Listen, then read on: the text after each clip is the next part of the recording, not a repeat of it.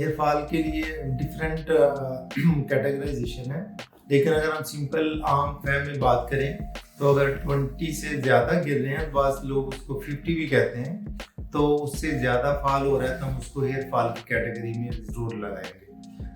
और उसके लिए स्पेशली अगर फर्ज करें सुबह उठते हैं, आपके जो पिल्लो है उसके ऊपर बहुत सारे बाल गिरे हुए हैं, आपकी रूटीन से ज़्यादा आप उसको कंसिडर करें।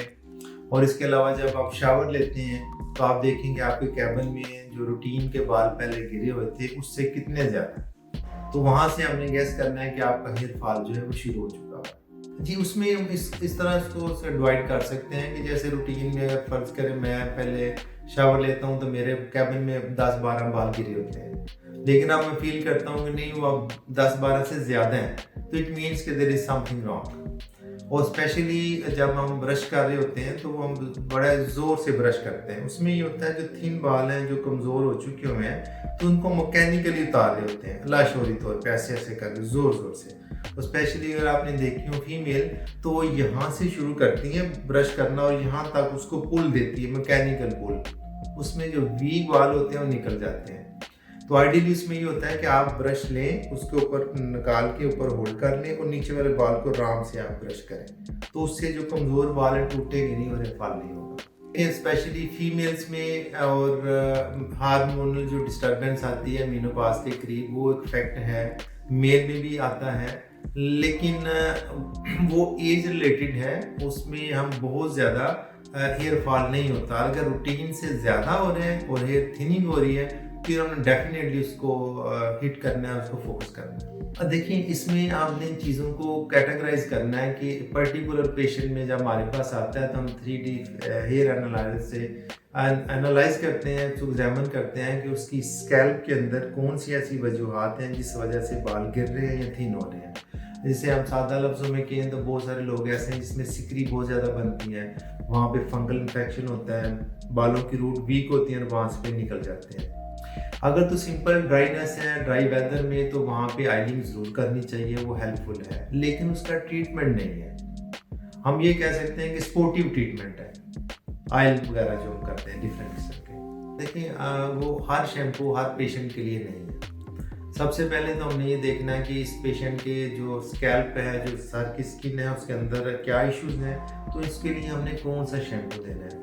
फिर यूजुअली अगर आपने देखा होगा हम डेली शैम्पू कर रहे होते हैं, उससे डेफिनेटली केमिकल है, उससे आप करके तो बाल पतले हो जाते हैं।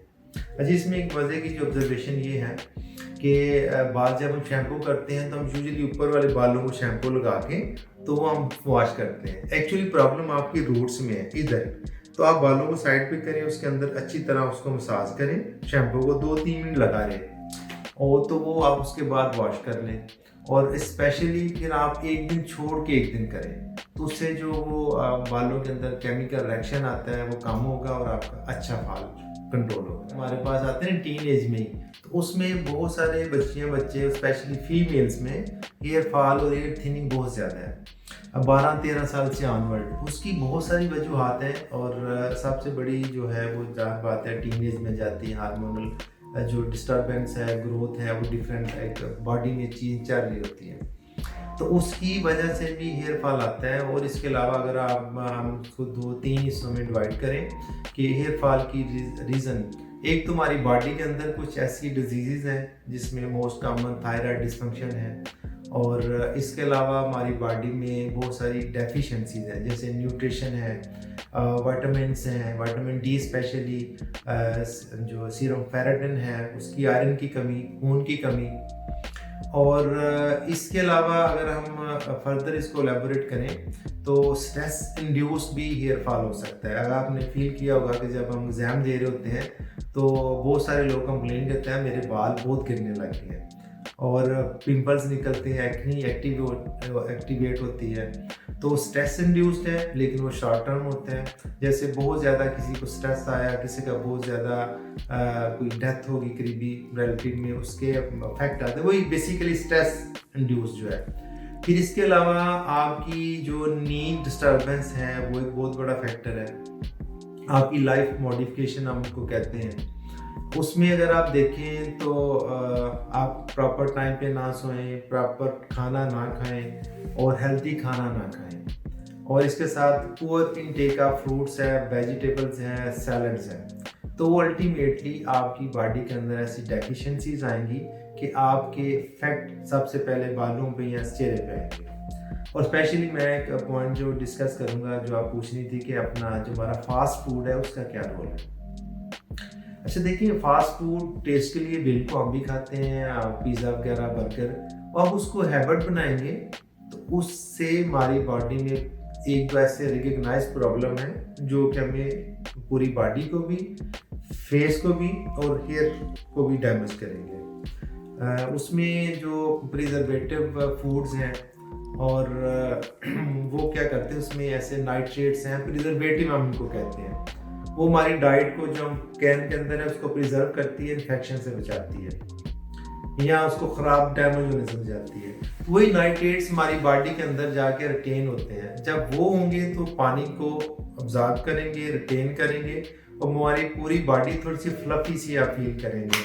अगर आप जनरल देखें, बहुत सारे बच्चे जो बहुत ज़्यादा बर्गर डेली बेसिस पे खा रहे हैं तो चेहरा सूजा हुआ होगा और बॉडी थोड़ी सी फ्लफी होगी, और उसको हम कहते हैं मेटाबॉलिक सिंड्रोम, कि हमारी बॉडी में हमारा किडनी भी थोड़ा डैमेज होता है, लीवर भी काम प्रॉपर नहीं करता। अच्छा, एक तो इसमें हीमोग्लोबिन ज़रूर करवा लें, और जो सीरम फेरेटिन है, आयरन का लेवल, वो दो इम्पॉर्टेंट हैं, और तीसरा जो विटामिन डी लेवल है वो ज़रूर करवा लें, 3। तो चौथा जो विटामिन B12 भी है करवा लें, वेल एंड गुड, नहीं तो फिर ये 3 टेस्ट ज़रूर करवाने चाहिए। अगर आप नहीं करवा सकते तो वीकली आप एक विटामिन डी का जो इंजेक्शन है 2 लाख इंटरनेशनल यूनिट्स, वो एक कप नीम गर्म पानी में, दूध में डाल के, और आप वो एक ले लिया करें, और हर 7 दिन के बाद, तो उससे ये होगा कि आपका 1 माह में विटामिन डी काफ़ी हद तक लेवल स्टोर हो जाएगा। आप फील करेंगे कि आपकी जनरल जो थकावट है, इरिटेबल आप रहते हैं और हेयर फॉल है वो सेटल हो जाएगा। तो सर, आयरन की कमी का मसला ज़्यादातर बच्चियों में होता है, क्या आयरन भी वो बगैर टेस्ट के लेना शुरू कर सकती है 5 या एज? ले लें, देखिए उसका ऐसा कोई आयरन टॉक्सिसिटी होती नहीं, जितने हमारे लाइफ स्टाइल है ना, तो उसमें ऑलरेडी हम फर्ज करें 100 पेशेंट जनरल हम देखें तो उसमें 80% वो लोग होंगे जिसमें आयरन डेफिशिएंसी होती है और सीवियर होती है। तो इसलिए अगर वो साथ अपने 3 माह के लिए एक टेबलेट माल्टोफर आती है, चूएबल है, आप चूस के एक डेली खा लिया करें, और उसमें यह है कि आप उसके साथ दूध या दूध से बनी वाली चीज़ें ना लें, अगर लेनी है तो 2 घंटे बाद वो टेबलेट ले लें, तो उससे आपकी आयरन डेफिशिएंसी काफ़ी हद तक बेहतर हो जाएगी। लेकिन अगर हम जनरल बात करें तो आप 1 से 2 अंडे डेली ज़रूर लें, सब्ज़ पत्तों वाली सब्जियां ज़रूर लें, और जो वेजिटेबल्स हैं वो ज़रूर ऐड करें, सैलड ऐड करें, तो उससे भी आपकी जो कमी है वो इंशाल्लाह ताला सेटल हो जाएगी। अच्छा, उसमें ना आयरन का मैंने बताया कि एक टेबलेट डेली चूज़ के आप खा सकते हैं, और जो विटामिन डी का इंजेक्शन है 2 लाख इंटरनेशनल यूनिट, वो हर 7 दिन के बाद एक ले लें, नीम गर्म कप दूध में डालें, मिक्स करें और उसको ले लें, और वो 4 इंजेक्शन तो कंटिन्यूसली ले लें वीकली, और उसके बाद फिर आप 1 माह बाद ले लें 8 के करीब, तो इंशाल्लाह वो काफ़ी हद तक आपका सेटल हो जाएगा। हेयर फॉल तभी होता है जब हेयर थिनिंग शुरू हो रही होती है। अगर आप फील करते हैं ना फिर कि मेरे बाल पहले से बेजान है, और आप ब्रश करते हैं उसे इतना ब्रश नहीं होता, और लुक पहले से डल हो रही है, तो बेसिकली थिनिंग शुरू हो चुकी होती है। जब थिनिंग होगी तो उसके बाद हेयर फॉल यूजुअली शुरू होता है। तो दोनों को आप रूटीन में आप डॉक्टर को ज़रूर चेक करवाएं, और आप जो आपका क्वालिफाइड या स्किल्ड लोग बैठे हुए हैं वहाँ से आप एनालाइज करवाएं, और वो आपको बताएंगे क्या इसमें क्या प्रॉब्लम है और हमने क्या इसका ट्रीटमेंट करना है। स्पेशली रिकमेंड करते हैं आप अपनी लाइफ मॉडिफिकेशन करें, जिसमें स्लीप बेहतर लें, टाइम पे लें, नाश्ते के बगैर ना जाएं, और जो अपनी वेजिटेबल हैं और सैलड वो ज़रूर ऐड करें, फ्रूट्स ज़रूर ऐड करें, और जो जंक फूड है उसको माइनस करें, बहुत मिनिमाइज कर दें।